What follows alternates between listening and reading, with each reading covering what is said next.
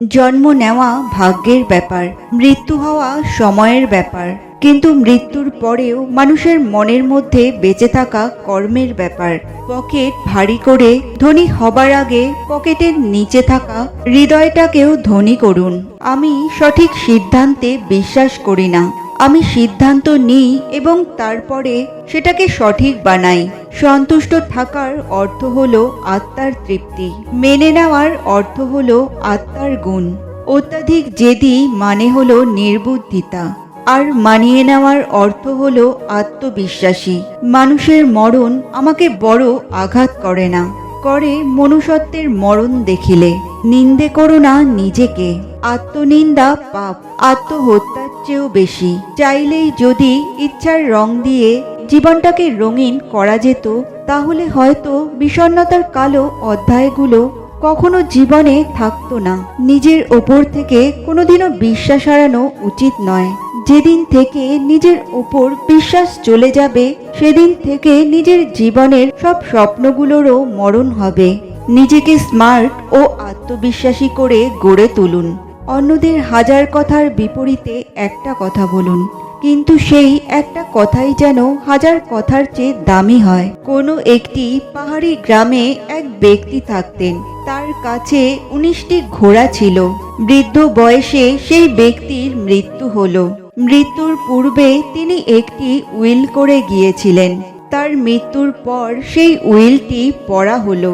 সেই উইলে লেখা ছিল, তার মৃত্যুর পর তার 19টি ঘোড়ার মধ্যে অর্ধেক তার ছেলেকে এবং 1/4 তার মেয়েকে, আর 19টি ঘোড়ার 1/5 তার চাকরকে দেওয়া হবে। আত্মীয় স্বজন খুব চিন্তায় পড়ে গেলেন যে এই ভাগ কি করে সম্ভব।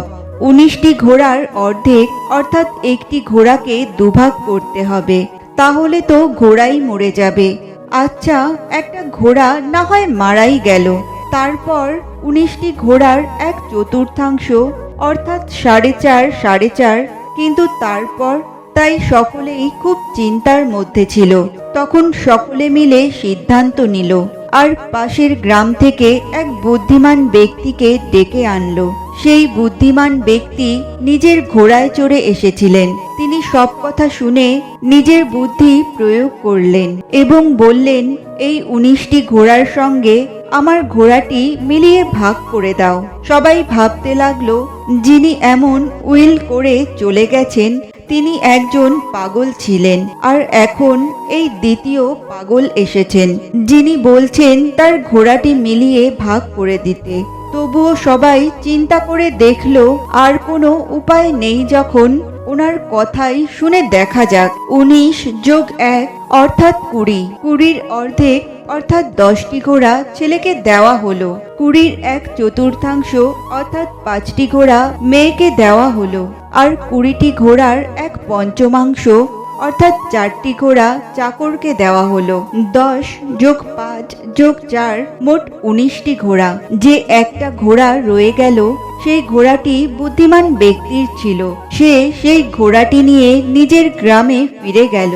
এই প্রকারে একটি ঘোড়াকে যোগ করাতে 19টি ঘোড়ার ভাগ সুখ, শান্তি এবং আনন্দের সঙ্গে হয়ে গেল।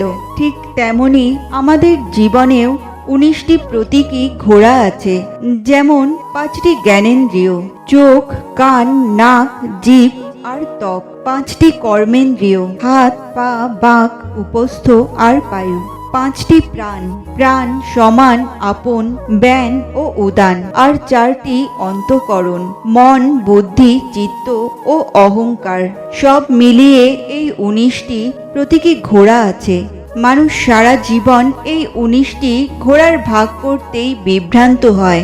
যতক্ষণ না তাতে মানবিকতা নামের ঘোড়াটি মেলানো হয়, ততক্ষণ প্রকৃত সুখ, শান্তি, সন্তুষ্টি আর আনন্দের প্রাপ্তিও হয় না।